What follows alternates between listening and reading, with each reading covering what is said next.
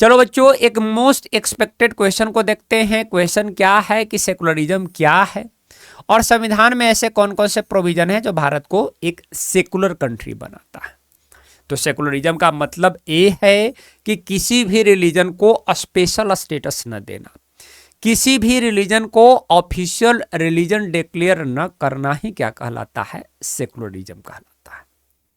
This is the meaning of secularism. अब भारत में कौन कौन से संविधानिक प्रोविजन किए गए हैं जो हमारे देश को एक सेकुलर कंट्री बनाता है।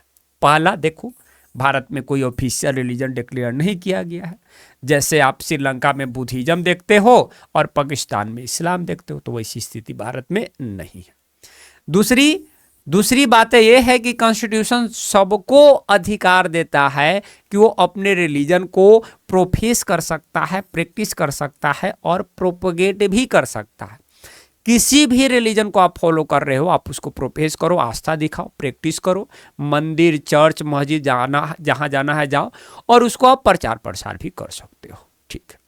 उसके बाद संविधान मना करता है कि देखो भाई, हमारे देश में जो भी लोग रह रहे हैं, अलग अलग रिलीजन के फॉलो करने वाले लोग, उनके साथ किसी भी तरह का भेदभाव नहीं होगा, उनके साथ किसी भी तरह का डिस्क्रिमिनेशन नहीं होगा। ये थर्ड प्रोविजन हो गए। फोर्थ की अगर बात कर लिया जाए तो कॉन्स्टिट्यूशन अलाउ करता है स्टेट को कि आप इंटरवेन कर सकते हैं रिलीजन के मैटर में, तभी जब आपको उस रिलीजन में इक्वालिटी को इंश्योर करना हो। अगर एक पार्टिकुलर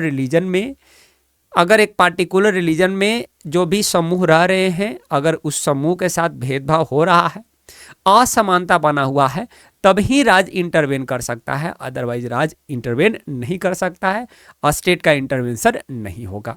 तो this is the meaning of secularism and these are the provision that were going to be mention in the constitution that make our country a secular country. Okay, that's it. Thank you very much.